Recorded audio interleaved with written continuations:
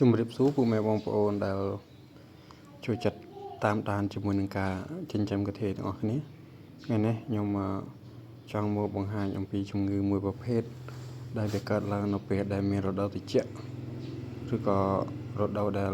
ភ្លៀងខ្លាំងជាប់គ្នាអញ្ចឹងពុកម៉ែបងប្អូនប្រកាសជាជួបហើយបញ្ហារបស់វាគឺតបៅស៊ីរុងក្នុងជាមួយវាកើតចំពោះ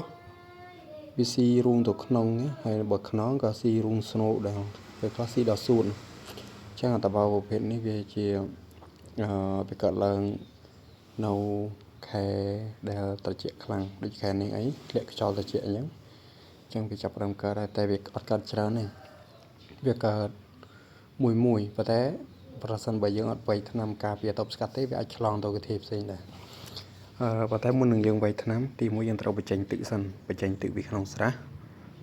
30% យើងបរោទឹកចាស់ចាញ់ទឹកប្រកាសជាឡើងពើខៀវហើយឡើងព្រឹមអញ្ចឹងយើងបរោវាចេញ 30% ទៅយើងបូមទឹកដងថែមទៅវិញ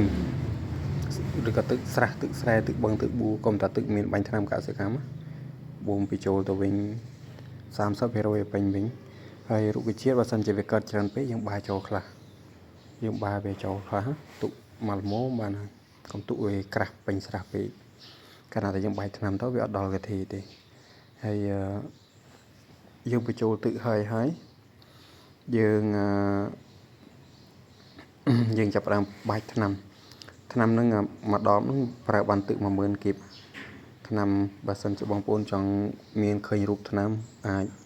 ឆាតមកបានចាំខ្ញុំផ្ញើរូបថ្នាំឲ្យមើលឲ្យបងប្អូនអាចដើរទិញនៅតំបន់ដែលបងប្អូនមានដែលមានគេលក់ចំណីដើររោមើលទៅព្រោះថ្នាំហ្នឹងត្រូវនឹងជំងឺទាំងអស់ហ្នឹងឯងតម្លៃរបស់វាល្បាក់30កន្លែងខ្លះក៏លក់35 40ទៅតាមតំបន់ដែលគេកន្លែងបងប្អូននៅហើយកន្ធាយបើយើងអត់បាច់ថ្នាំវាទេរដូវនេះគឺអាចប្រឈមមុខនឹងការងាប់ច្រើនអញ្ចឹងយើងខាតបងភាគច្រើនវាកើតតែលើអាធំកាលលើពួកអាធំអាចតងអាពួកអាដើញីហើយអញ្ចឹងវាកើតហើយវាអាចបណ្ដាលមកពីការខំគ្នាប្រវាយបន្ទប់គ្នាអញ្ចឹងទៅប៉ះរដូវត្រជាក់ផងទៅវាធ្វើឲ្យឡើងតបៅនឹងទៅថ្នាំហ្នឹងយើងបាញ់ទៅក្នុងទឹកដោយសារតែយើងពិបាកក្នុងការចាប់វាយកមកដាក់តែបើសិនជាបងប្អូនចាប់វាបានយ៉ាងមិនថាអ្នកដែលគាត់ចិញ្ចឹមក្នុងអាងងាយស្រួលចាប់អញ្ចឹងបើយើងចាប់វាបានអាងបើយើងដាក់កំប្លោករៀងច្រើនវាឡើងដេកលើកំប្លោកហ្នឹងឯងយើងធ្វើស្បៃឌូវាទៅចាប់បានមួយដាក់ថ្នាំមួយចាប់បានពីរដាក់ថ្នាំពីរ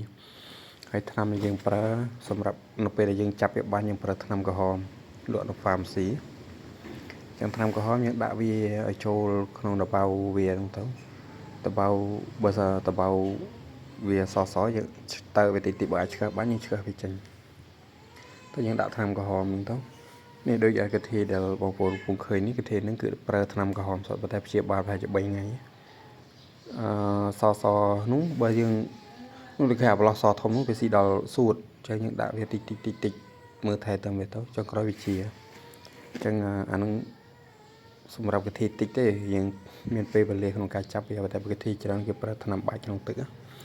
ចឹងបងប្អូនអាចតាក់ទងស៊ូពើមានបន្ថែមតាក់ទងនឹងជំងឺកធាបានបាទសូមអរគុណ